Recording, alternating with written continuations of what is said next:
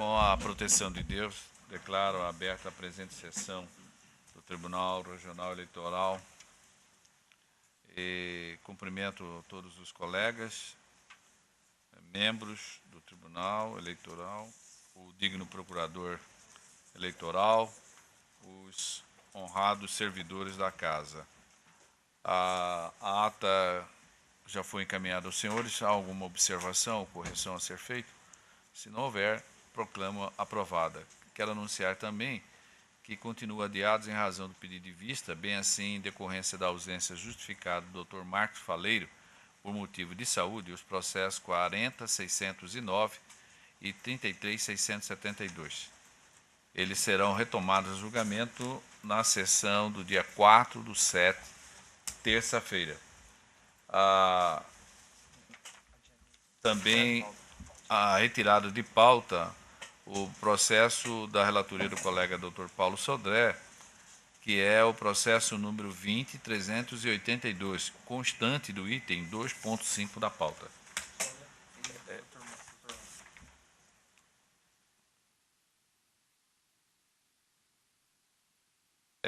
Antes de dar início ao julgamento no processo, queria colocar em mesa, concedo a palavra ao colega Dr. Rodrigo. Obrigado, senhor presidente. Por um breve comunicado, agradeço a oportunidade.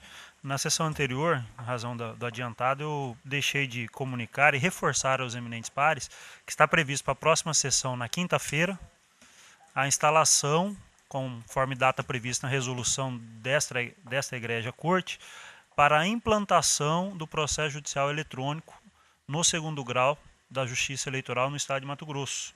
Ainda na fase preliminar, na medida em que haverá a noventena, ou seja, o prazo de obrigatoriedade do uso efetivo das classes processuais previstas se dará a partir do mês de setembro. Mas, de qualquer forma, o marco de implantação do PJI se dará na próxima quinta-feira, na sessão plenária. E há um cronograma de treinamentos ao longo dessa semana, e está previsto também, senhor presidente, já para adiantar, a equipe técnica nos brindará aqui com após a sessão, efetivamente, com uma simulação do uso neste plenário do processo judicial eletrônico. Só para esse comunicado eu agradeço, senhor presidente. Tá, nós que agradecemos a informação. Em mesa, uma continuação, né, de julgamento, é o processo da relatoria do colega desembargador Pedro Sakamoto, é o recurso eleitoral, prestação de contas, candidato ao cargo de vereador de Comodoro. Gustavo Queixaba Lucas é a parte recorrente, o Ministério Público Eleitoral é a parte recorrida. O parecer foi pelo não conhecimento da preliminar de intempestividade e no mérito pelo desprovimento do recurso. O colega desembargador Pedro Sakamoto colocou a questão da intempestividade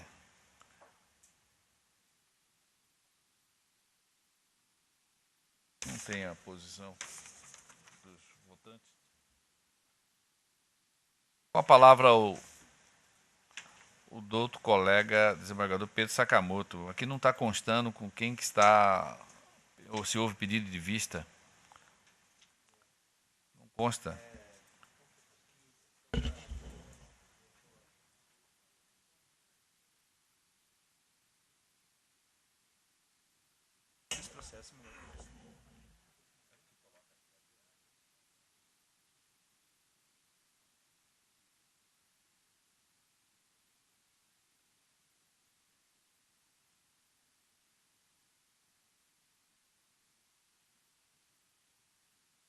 Na verdade, o julgamento vai começar agora. O relator está com a palavra.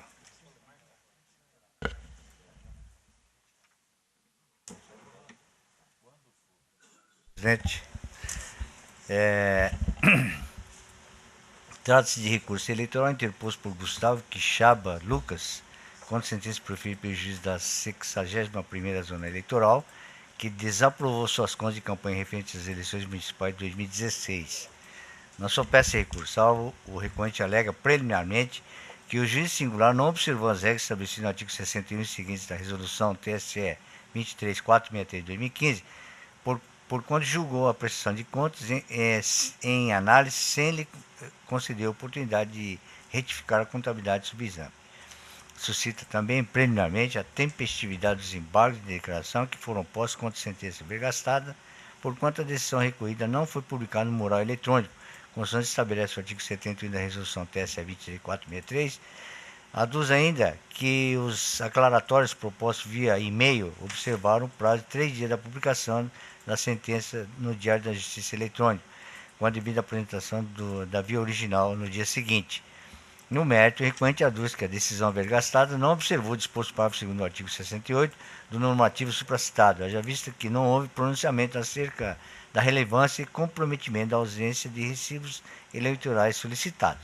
Afirma ainda que o sistema simplificado de prestação de contas é caracterizado pela análise informatizada, não havendo assim necessidade de apresentação dos recibos eleitorais físicos, de maneira que a irregularidade apontada nos autos não é capaz de impor a reprovação das suas contas de campanha. Por derradeiro, postura o provimento do recurso subexame, a fim de que as contas sejam aprovadas com ou sem ressalva. O Ministério Público Eleitoral, atuante perante o juiz eleitoral, apresentou as contrarrazões que estão juntadas às folhas, por meio dos quais pugnou pelo não conhecimento do recurso, por conta intempestivo e, no mérito, pelo desprovimento do recurso. Por sua vez, a Procuradoria Regional Eleitoral se manifestou adotando a mesma linha intelectiva do órgão ministerial atuante na instância de origem.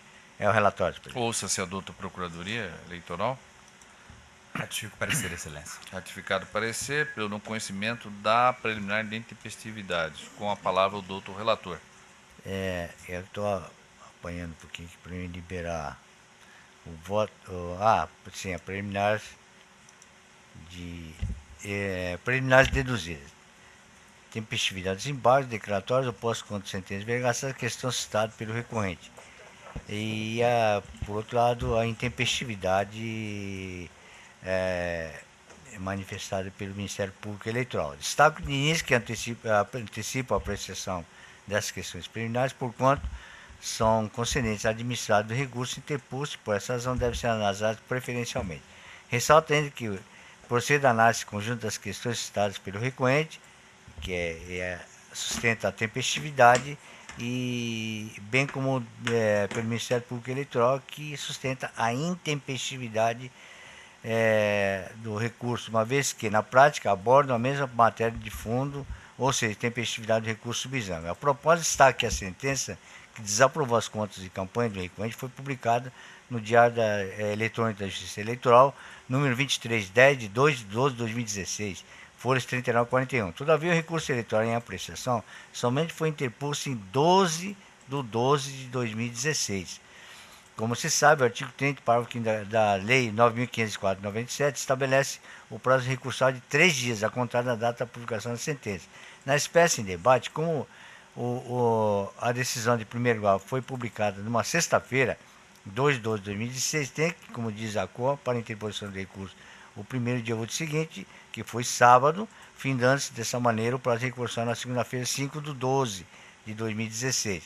No caso em tela, é importante destacar que o recorrente interpôs em 5 de 12 de 2016, via e-mail, os embargos de declaração que estão encartados foram 53 e 58, e que os originais foram apresentados no dia 6 de dezembro de 2016. Por sua vez, o juiz de primeiro grau, por meio da decisão de folha 5961, afirmou ser incabível a utilização de e-mail para fim de peticionamento e, por conseguinte, negou-se conhecimento aos aclaratórios, considerando que foram apresentados tão somente no dia 6 de 12 de 2016, ou seja, fora do prazo legal. Com efeito, agiu com acerto o magistrado sentenciante ao reconhecer a intempestividade dos embargos de declaração, uma vez que não há previsão legal nesta Corte para a interposição do recurso por meio de e-mail, sendo considerados, em vista disso, inexistentes os atos praticados nessa condição. Acerca do tema, trago aqui a colação um julgado do Tribunal Superior Eleitoral, nesse sentido, que na linha da jurisprudência dessa Corte Superior, o correio eletrônico, e-mail, não se equipara ao facsímile ou ao protocolo perante o cartório eleitoral, normalmente quando o órgão jurisdicional não houver regulamentação específica sobre a forma de peticionamento. de relatoria do ministro Henrique Neves da Silva, publicado no DJE, no dia 26 de 11 de 2015. Prossigo. Realmente, ainda que fosse admitido o recebimento do recurso de embargos via e-mail, de igual forma estaria intempestivo, mas uma vez que interposto às 20 horas e 58 minutos do dia 5 de dezembro de 2016, conforme o certificante for 51. Sendo assim, após o término do expediente do cartório eleitoral.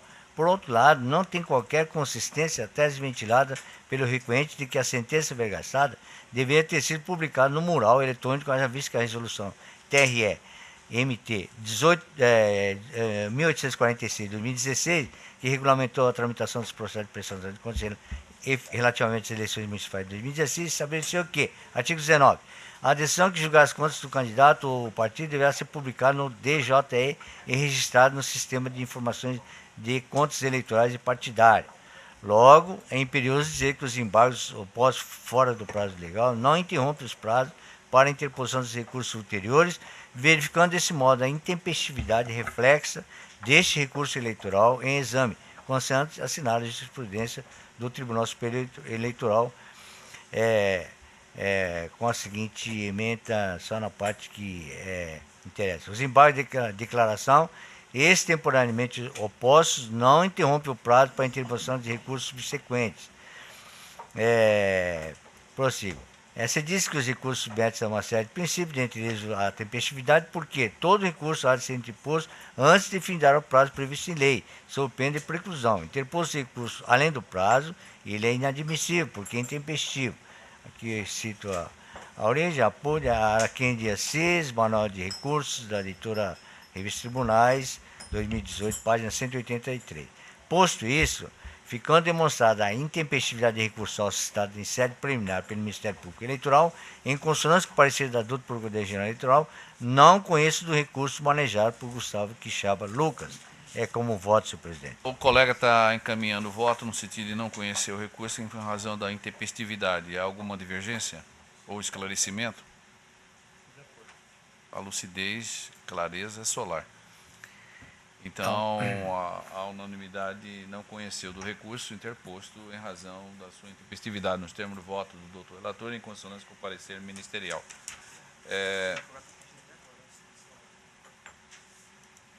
Eu vou passar a presidência ao colega desembargador Pedro, em razão do mandado de segurança impetrado por Jorge Luiz, porque foi, de certa forma, embora o ato indignado aqui de ilegal seja o secretário de gestão de pessoas do Tribunal Regional Eleitoral, essa presidência, na verdade, delegou já, através de portaria, poderes a esse agente público para praticar o ato, e ele o fez e está sendo impugnado via de mandado de segurança. Eu prefiro me abster de presidir e, consequentemente, votar. Eu passo, então, a presidência ao colega desembargador Pedro Sakamoto, mas antes eu gostaria de registrar a presença nesta sessão do servidor do Egresso Tribunal Regional Eleitoral do Sergipe, o Valtenes Silva de Jesus e a Alessandra Santos Cerqueira, que vieram auxiliar aqui os colegas na implantação do PJE. Que sejam todos bem-vindos e que compartilhe essa experiência com nossos servidores. Presidente, só uma dúvida. Me parece, estou deduzindo, o mandado de segurança, se não me engano, esse mandado de segurança foi impetrado em 2016. Pois é, mas seja como for, é no exercício do cargo do presidente. A instituição presidência, seria o presidente, independentemente da pessoa que delegou poderes. Uhum. Perfeito. Anuncio, então, o julgamento do processo 11.550 de 2016, mandado de segurança, impetrante Jorge Luiz Bublitz, impetrado, secretário de Gestão de Pessoas do Tribunal Regional Eleitoral TRE Mato Grosso, sem manifestação do Ministério Público, de relatoria do Dr. Rodrigues Roberto Curvo, com a palavra. Obrigado, senhor presidente. Cuide-se mandado de segurança, impetrado por Jorge Luiz Bublitz, qualificado nos autos, em face de ato praticado pelo secretário de Gestão de Pessoas desse tribunal, visando a suspensão do processo administrativo que determinou o desconto sobre o seu vencimento, correspondente aos débitos de carga horária relativos ao ano de 2011, em razão da inexistência de autorização expressa do servidor. O impetrante objetiva ainda o retorno da situação ao status quo ante ao desconto e que seja ordenada a abstenção de qualquer outro desconto, a título de ressarcimento ao erário, sem que haja prévia comprovação da sua expressa autorização. Aduz o impetrante, em síntese, que foi notificado sobre o agendamento para a realização do desconto de R$ 911,65 no fechamento da folha de pagamento de janeiro de 2016 e de R$ 1.467,09 a ser realizado na folha de pagamento no mês de fevereiro de 2016, correspondente aos débitos de carga horária relativos ao ano 2011.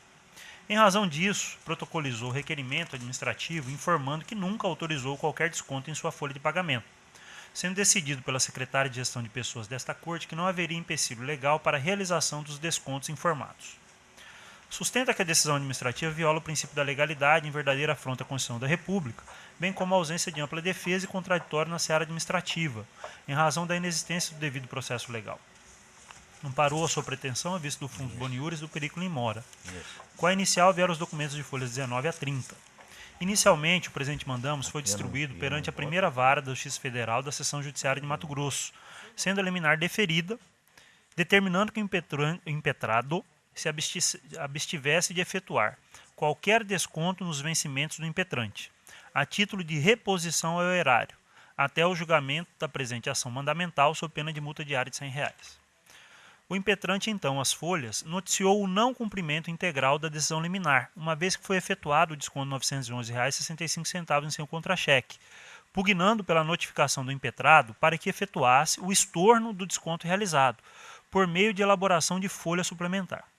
A União, em manifestação acostada à folha 46, informou que possuía interesse em integrar a lide, requerendo sua intimação no caso de eventual concessão da segurança, nos termos do artigo 13 da Lei 12.016 de 2009. Em seguida, a folha 48 acostou o ofício número 31 de 2006, informando a impossibilidade deste tribunal cumprir integralmente a decisão liminar, visto que, ao tomar conhecimento da decisão, a folha de pagamento no mês de janeiro de 2016 já havia sido processada, com a efetivação do desconto no valor de R$ 911,65. Nesses termos, foi reconhecido ainda pelo juiz da primeira vara da Justiça Federal de Mato Grosso que o mandado de segurança em apreço foi promovido apenas em 22 de janeiro de 2016, data posterior àquela fixada pela administração para o fechamento da folha de salário de servidores, que era 14 de janeiro de 2016, de modo que não restou caracterizado o descumprimento da medida liminar proferida, razão pela qual indeferiu o pedido de folhas 41 e 44. Em nova manifestação, a União alegou incompetência absoluta da Justiça Federal para o julgamento do presente mandamos, pois tal ato seria competência da Justiça Eleitoral, conforme julgados do STJ e do TRF da Primeira Região, e pedindo a revogação da liminar e extinção do feito sem resolução do mérito. Instado, o impetrante se manifestou, sustentando que o ato impugnado foi praticado pelo secretário de Gestão de Pessoas deste tribunal, e não pela sua presidente, não sendo cabível, portanto, a jurisprudência acarreada pela União. As folhas, o juiz da Primeira Vara Federal declinou da competência em favor desse tribunal com fulcro no artigo 64, parágrafo 3º do CPC. A liminar concedida foi mantida por este relator, por seus próprios fundamentos, determinando nova intimação da autoridade coatora para prestar informações em razão da ausência de certificação de decurso do prazo nem prova da protocolização das referidas informações. O secretário de Gestão de Pessoas e a coordenadora de pessoa deste tribunal prestaram informações sustentando que para cada servidor identificado com débito de carga horária referente ao ano 2011, houve a autuação de processo administrativo específico, bem como a inexistência de legalidade nos descontos da remuneração do servidor, ora impetrante. Juntaram documentos. A União ratificou seu interesse em ingressar no feito, que foi deferido. A douta Procuradoria Regional Eleitoral deixou de se manifestar em razão da ausência de interesse coletivo indisponível na resolução da causa. É o relatório, senhor presidente. Então, concedo a palavra ao Dr. Bruno Boaventura, pelo prazo regimental. Primeiramente, um bom dia a todos e a todas. Gostaria aqui de fazer um registro, parabenizar a gestão do desembargador Márcio Vidal, por estar colocando em pauta as ações e os pedidos administrativos, tanto do sindicato quanto dos servidores. Em relação ao feito, Eu gostaria de fazer um registro de que o entendimento simulado da própria AGU e do Tribunal de Contas da União é de que só pode haver desconto na remuneração do servidor caso haja configuração por processo administrativo da má-fé desse servidor. Então, ficou, inclusive, patente no registro do relatório de que não houve, inclusive, um processo administrativo prévio para a tentativa da administração fazer prova dessa má-fé do impetrante. Sendo, então, necessária a aplicação da súmula 106, da súmula 249 do TCU e da súmula 72 e da súmula 34 da Advocacia Geral da União. No memorial que foi entregue ontem aos ilustríssimos membros do Pleno do Tribunal, a gente consigna também várias decisões da própria Justiça Federal em que os magistrados têm aplicado essa súmula em relação a pedidos exatamente idênticos a esse do impetrante.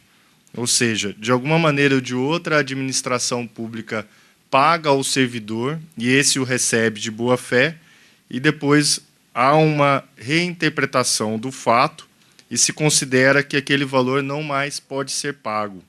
Mas, independentemente da configuração da má-fé do servidor em relação ao recebimento, a administração pública vem entendendo que deve-se fazer o desconto no subsídio desse servidor, o valor correspondente ao pagamento. Inicialmente, nossa estratégia, enquanto assessor jurídico do sindicato nesses casos, era, inclusive, questionar a própria administração, tanto aqui do Tribunal Regional Eleitoral quanto do Tribunal Regional do Trabalho, em relação aos atos praticados por servidores dotados de poder de gestão.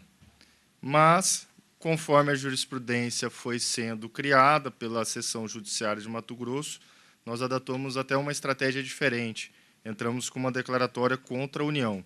Este processo em si, como vamos dizer assim, da primeira leva, acabou, se deixando, o ato impugnado pelo poder de gestão mesmo.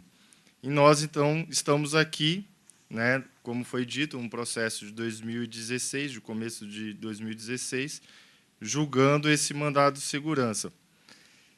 E aí, para reforçar o meu argumento e concluir a minha sustentação, é de que, na verdade, os valores não foram recebidos de má-fé, houve um erro operacional da própria administração, ela que causou esse recebimento errado, não está aqui se discutindo a legitimidade, a legalidade do próprio recebimento em si.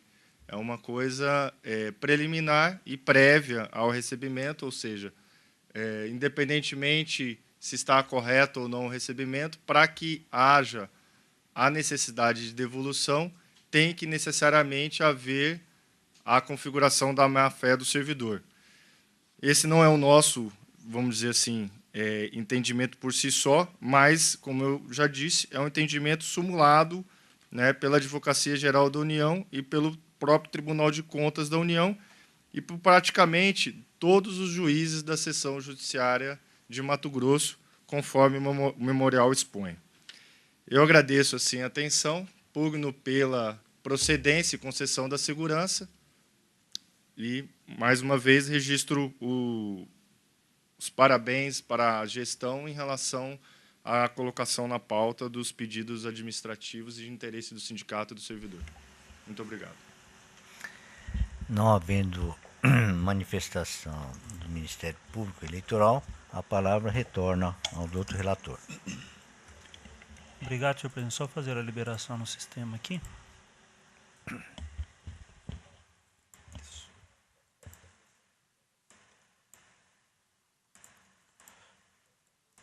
Senhor presidente, eminentes pares, cumprimento o doutor advogado que fez uso da palavra da tribuna. Meu bom dia.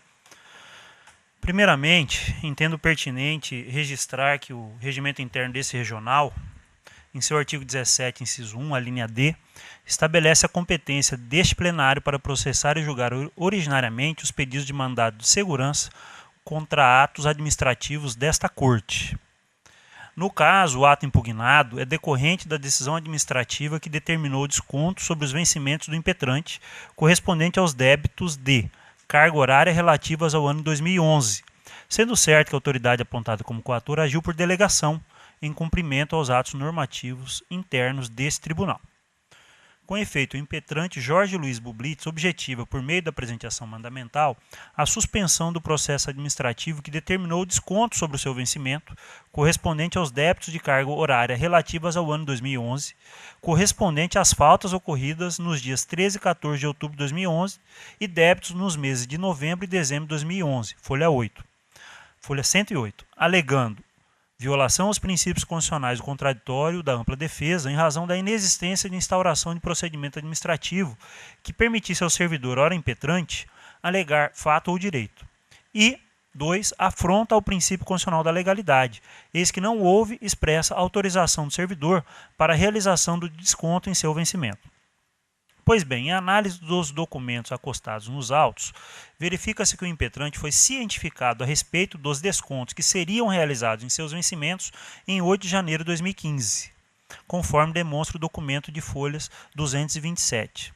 Nesse ponto, merece registro por oportuno que nesse tribunal, em observância às disposições contidas no artigo 44 da Lei 8.112 de 1990 e na Portaria TRE-MT número 186 de 2004, é feita a apuração anual dos servidores que possuem débito de carga horária, seja decorrente de atrasos e saídas antecipadas ou ausências injustificadas.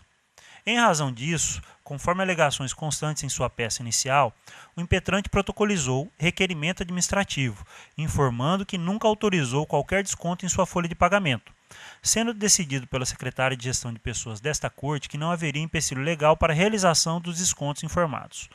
Por outro lado, nas informações prestadas às folhas 106 e 121, a autoridade coatora relatou que, para cada servidor identificado com débito de carga horária referente ao ano 2011, apurado mediante processo administrativo 2.969/2015, houve a autuação do processo específico.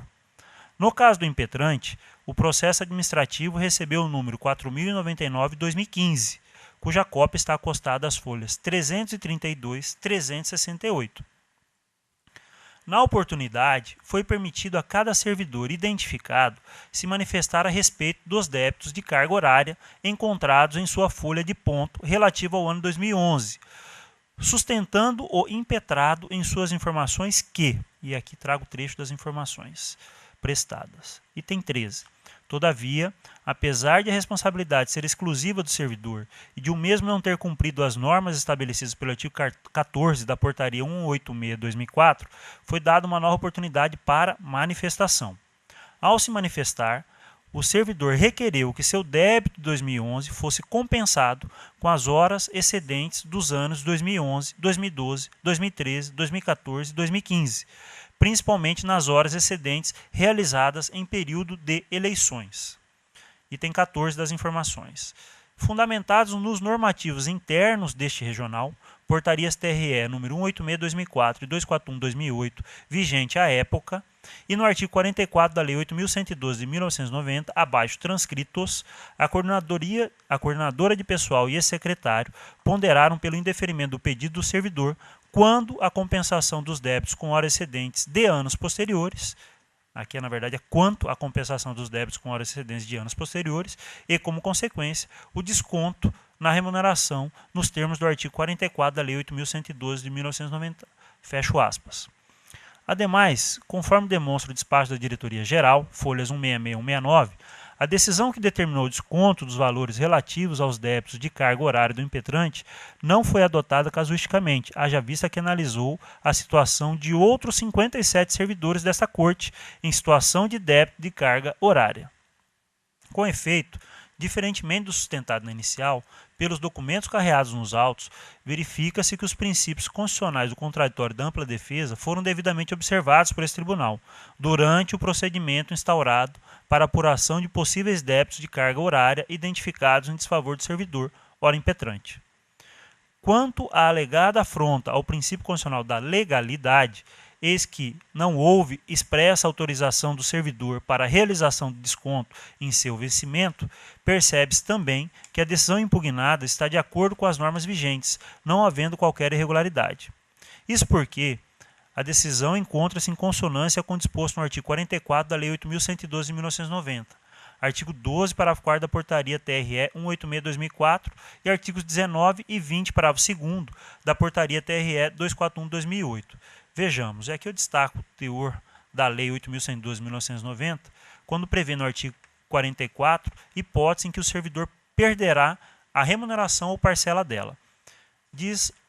Prevê o artigo 44. O servidor perderá a remuneração do dia em que faltar ao serviço sem motivo justificado. O servidor perderá a parcela de remuneração diária proporcional aos atrasos, ausências justificadas, ressalvadas as concessões de que trata o artigo 97 e saídas antecipadas, salvo na hipótese de compensação de horário até o mês subsequente ao da ocorrência a ser estabelecida pela chefia imediata.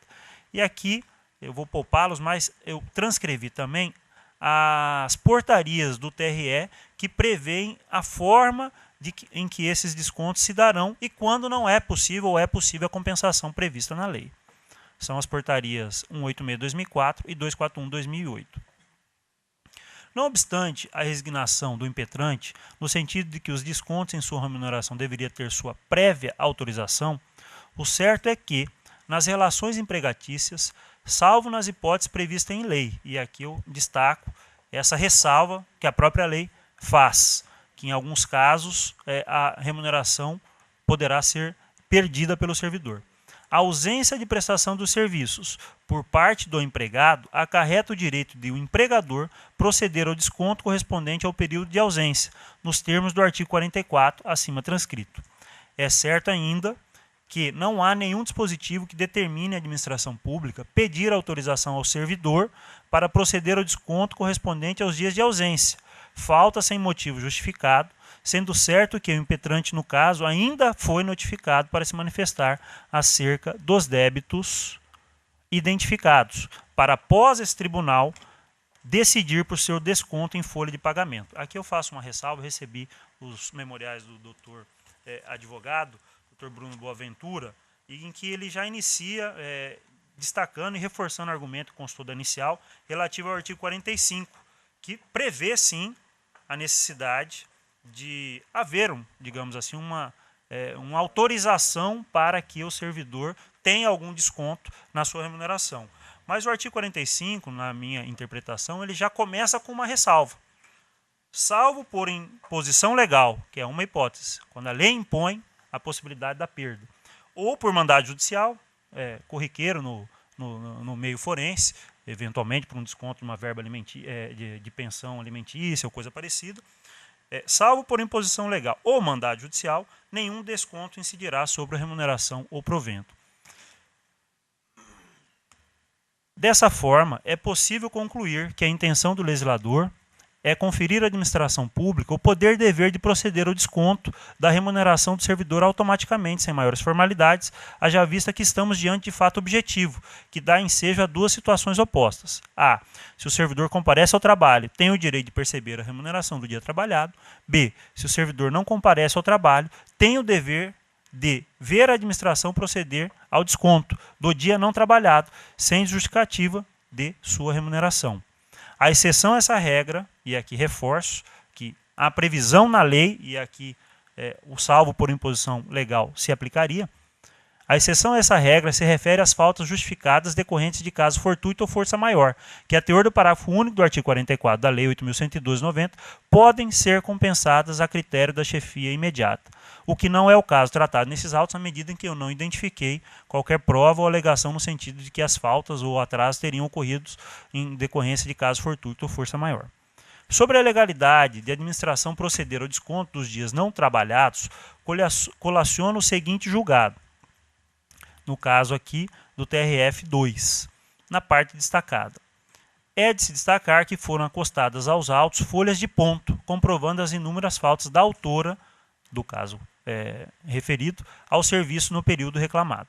Na hipótese, comprovadas as faltas no serviço dos dias especificados, devem ser descontadas nos vencimentos da servidora as que não foram justificadas a teor do artigo 44 da Lei 8.112/90.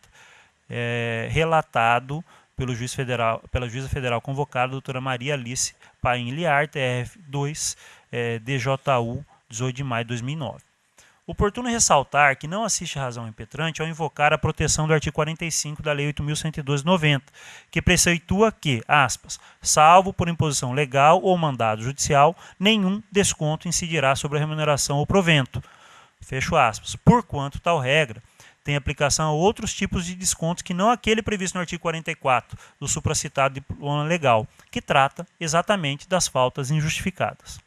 Registro ainda que em sessão plenária, realizada no dia 23 de novembro de 2016, portanto, fim do ano passado, durante julgamento do processo administrativo 148/45 de 2013, analisando tema similar ao ora relatado na esfera administrativa, o eminente relator, desembargador e então corregedor regional eleitoral desta Corte, Dr. Luiz Ferreira da Silva, a quem peço vênia para transcrever trecho de seu voto, chamando a atenção para que esse tribunal finalizasse a revisão da portaria 186/2004, procedimento administrativo 6.115/2005, estabelecendo regras justas para a implantação do banco de horas nesta Corte, a exemplo dos que foram implementados pelo TSE, TRE de Sergipe, TRE de São Paulo, reconheceu como acertada a decisão presidencial para desconto de valores referentes a débitos de carga horária, assim tendo-se pronunciado Sua Excelência o desembargador Luiz Ferreira na ocasião.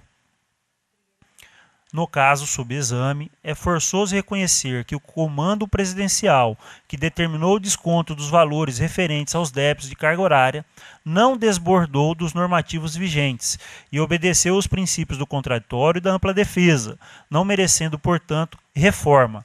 Reforçou Sua Excelência o teor do artigo 44 da Lei 8.112/90, que impõe à administração o desconto da remuneração do servidor naqueles casos que já especifiquei de acordo com o artigo 44 da Lei 8.112 de 1990. Reforçando, portanto, a existência de pronunciamento administrativo desta Corte Regional Eleitoral no sentido da validade dos atos administrativos visando o implemento do artigo 44 da lei, concluo, senhor presidente, da seguinte forma.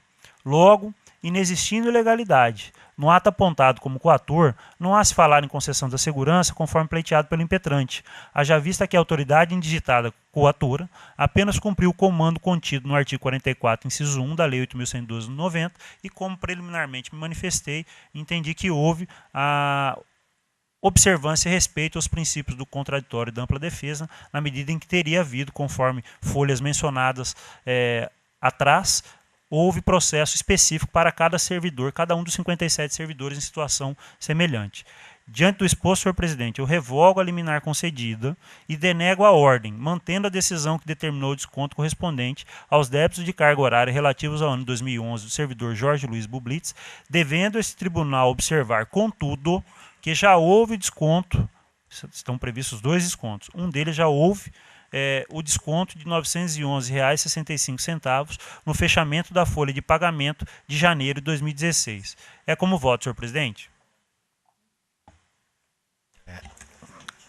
Como voto o doutor José Antônio Bezerra Filho, doutor Ulisses Rabaneda. Senhor presidente, quero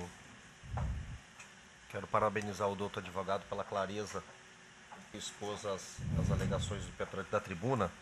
No entanto, do que pude depreender, especialmente pelo voto do relator, é que há autorização legislativa para esse desconto, na medida em que o artigo 44 é bastante claro ao determinar que haverá o desconto pelos dias paralisados. Eu também busco da jurisprudência, em circunstâncias parecidas, a autorização para o desconto.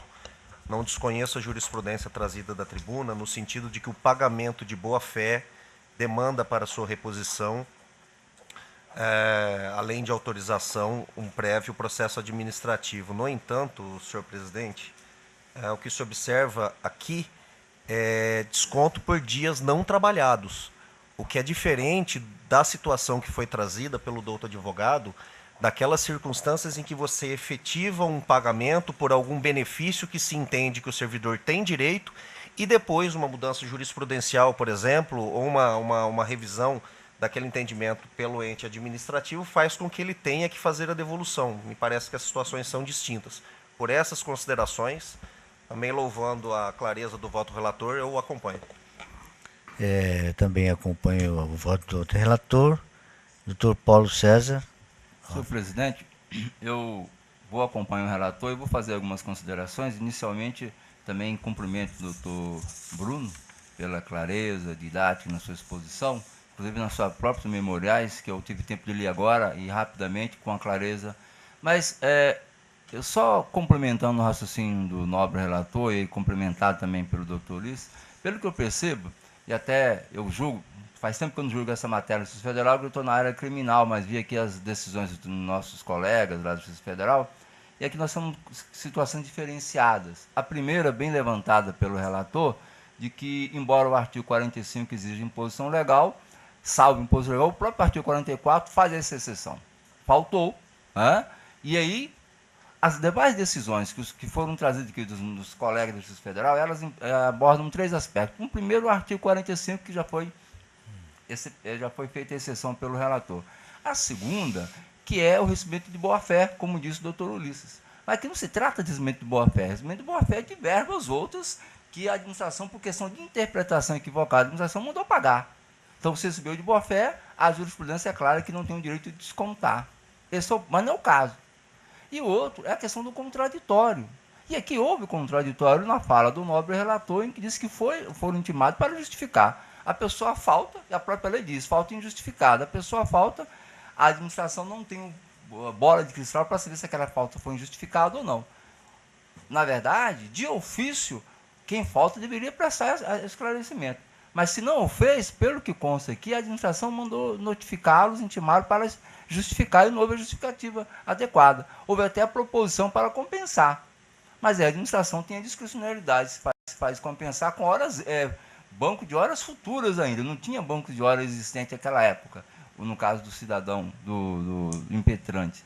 Então, sobre esses 3 aspectos, eu quero crer que nenhum dos precedentes aqui trazidos pelo doutor advogado se adequa ao caso concreto. Por isso, acompanho o nobre relator. Então, eu anuncio o resultado do julgamento. O tribunal, por unanimidade, revogou a liminar concedida e, no mérito, também por unanimidade, denegou a segurança nos termos do voto do outro relator. Devolvo, então, a presidência ao desembargador Márcio Vidal. Eu agradeço. Está encerrada o ciclo da jurisdição jurídica, portanto, do processo judicial. Nós vamos passar a pauta administrativa. Antes, eu quero cumprimentar aqui o pai do Dr. Rabaneda, que se faz presente neste auditório solitariamente, o senhor Antônio Santos. E olhando para essa figura, eu começo a entender como será o amanhã do Dr. Rabaneda, né? E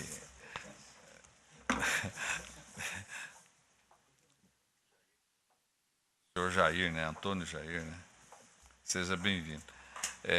Em mesa, um processo administrativo, é um processo de designação do juiz eleitoral da 30ª Zona Eleitoral de Rosário Oeste. O requerente é CREG, Seção de Registro de Membros Eleitorais. Esse processo é da minha relatoria, Nato.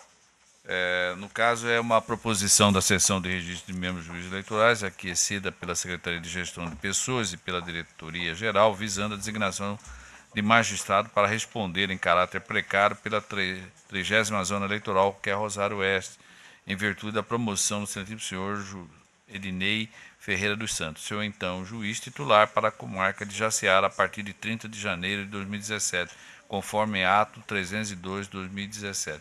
Diante da necessária manutenção da prestação jurisdicional da zona eleitoral, então está aqui designando a excelentíssima senhora Sabrina Andrade Galdino Rodrigues para responder àquele juízo ad referendo deste plenário, em sintonia com as normas que regem o exercício da jurisdição de primeiro grau, com respaldo ao artigo 19, inciso 50 e 59, né? Do regimento, não sei, não é 59, do regimento interno deste tribunal. Esta é a síntese. Então, estou aqui a propor o voto pela homologação dessa portaria que já foi subscrita pela colega à época, né? Que a de referendo deste pleno indicava já essa colega para substituir o colega que foi promovido. É como estou votando. Todos estão de acordo? De acordo. Então, portanto, fica proclamando o resultado, resolve os membros do Tribunal de Justiça homologar a portaria 64 de 2017, que designou a excelentíssima senhora Sabrina Andrade Galdino Rodrigues, juíza substituta comarca de Nobres. E na sequência, a mesa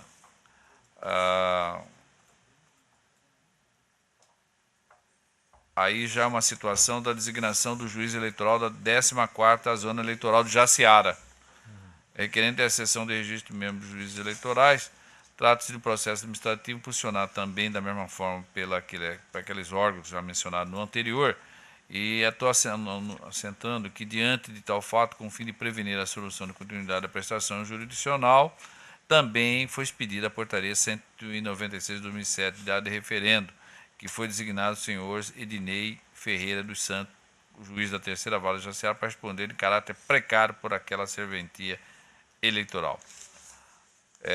Aí temos dois nomes mais antigos, que é o Walter Fabrício Simeone da Silva, que 4/4/2015, e a Edinei Ferreira dos Santos, que é de 26 de janeiro de 2007 na comarca. Então, como é aquele critério já adotado por esta corte, de que sempre dê preferência para o juiz mais antigo, então estou aqui encaminhando o voto, sugestão, obviamente, que seja o nomeado o senhor Walter Fabrício Simone da Silva, que é o juiz da segunda vara da comarca de Jaciara, para exercer a função do juiz da 14ª Zona Eleitoral. É assim que estou votando.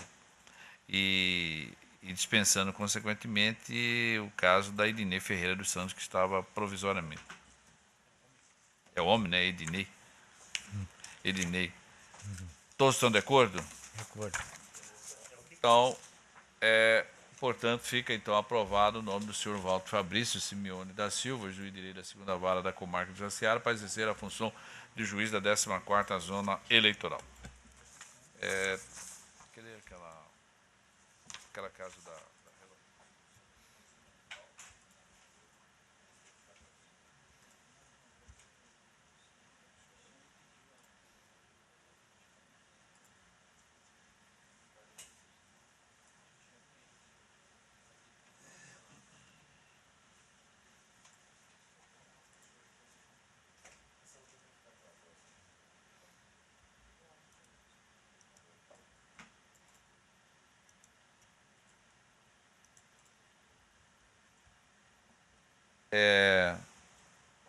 A outra matéria administrativa é uma resolução, trata-se de proposição da Assessoria da Comunicação Social acerca da instituição do calendário de eventos do Tribunal Eleitoral das audiências públicas da cidadania, voltada à discussão de temas de interesse públicos com a sociedade, a exemplo do combate à corrupção, voto consciente, controle social, democracia, dentre outros. A iniciativa associa a missão desta Justiça Eleitoral de garantir a legitimidade do processo eleitoral e o livre exercício do direito de votar e ser votado, a fim de fortalecer a democracia, cuja identidade estratégica possui assunto como atributos de valor para a sociedade, a transparência, a acessibilidade e a eficiência. Essa é a síntese. Voto.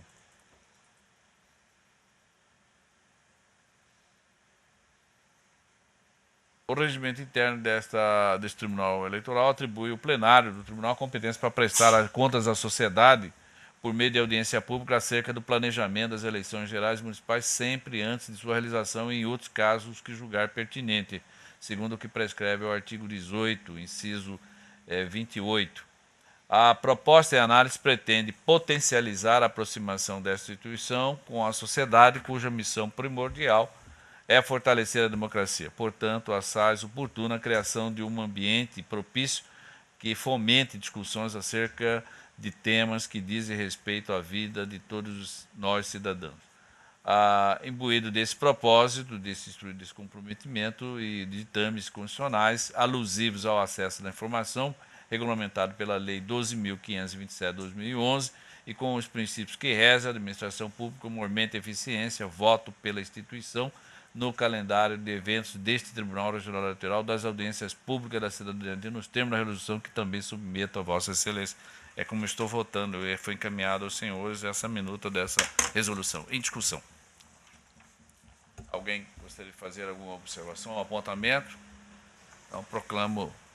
Só cumprimentar, presidente. Só cumprimentar também, presidente. Eu acho que essa interlocução com a sociedade, que é uma das visões que não só Vossa Excelência, mas também a corregedoria, todos. Diretoria, é muito, muito pertinente, até porque se as decisões que tomamos aqui e as visões que extraímos dos nossos julgamentos, se elas não chegarem até a sociedade, também os reclamos da sociedade até esse tribunal com essa interlocução, né, o que de bom poderíamos extrair. Então, gostaria de registrar aí os nossos cumprimentos.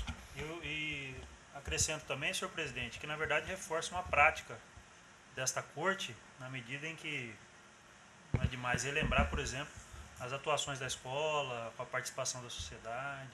Então, vai na mesma toada do que vem sendo feito e concretizando os princípios republicanos. Cumprimento Vossa Excelência e a Corte. Esse aqui é a iniciativa de todos, não é pessoal. Igualmente. Então, proclamo aprovada. Membros do Tribunal Regional aprova o normativo que regulamenta a realização de audiências públicas de cidadania em cidades, núcleos de Mato Grosso. Antes de encerrar a presente sessão, eu concedo a palavra ao colega Dr. Paulo Sodré. Senhor presidente, obrigado. Serão 2 avisos bem rápidos sobre a ESG. No dia, como já foi divulgado aqui no grupo nosso, no dia 7 de julho, portanto, sem ser essa sexta-feira, na outra, haverá aqui um evento promovido pela ESG, que será um curso de um dia, que é a Reforma Eleitoral, Sistemas Eleitorais e suas possíveis alterações. Quem irá ministrar é o professor Alexandre Basílio. Ele tem várias graduações na área, professor de várias escolas eleitorais e atualmente é servidor da analista judiciário do TRE de Rio Grande do Sul. Ele tem ministrado vários cursos desses no TRE da Bahia, de Rondônia, Minas Gerais, e estará aqui à nossa disposição. São 50 vagas, será um curso mesmo, não será um evento aberto ao grande público, destinado aqui a juízes, advogados, promotores, servidores. Eu mesmo já me inscrevi, são 50 vagas, senhor presidente, e 25 já foram preenchidas. Eu gostaria aqui apenas de conclamar, se fosse possível, que os nossos gabinetes, a minha assessora, eu já pedi para ela se inscrever, porque ele tem um profundo conhecimento, didática, é elogiado por onde passa, e fica aqui um convite para que os juízes membros, a presidência e também a corregedoria, em sendo possível, disponibilize e libere os servidores para, eu diria até mais, não só libere, mas incentivem que eles participem, porque certamente poderão nos ajudar a promover uma discussão muito boa, né, sobre a reforma eleitoral possível que será realizada. Então, esse é o primeiro aviso. Depois eu trarei maiores detalhes. O outro é que nós estamos, a escola está realizando, na semana passada, nessa semana, o lançamento da campanha Voto Consciente nas escolas.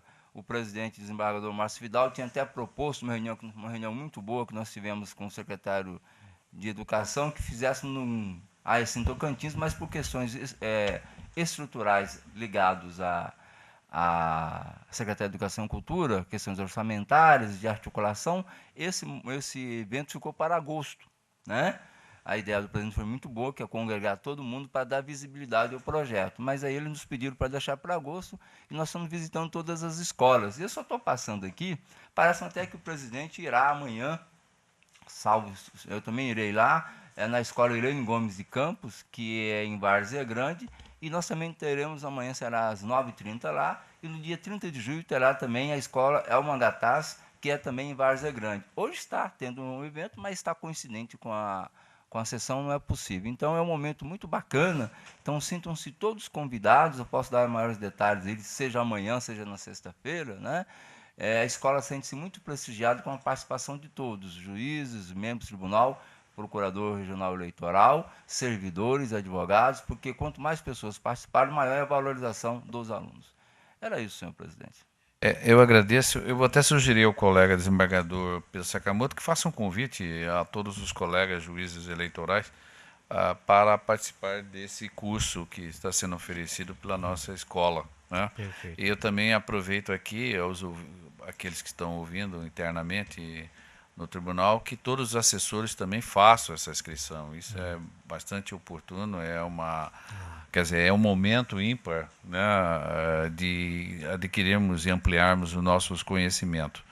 Então fica, portanto, registrado esse convite ao senhor Neucir, que fique atento a esse curso, e os demais também do gabinete da presidência e também da vice-presidência, enfim, de outras unidades deste tribunal.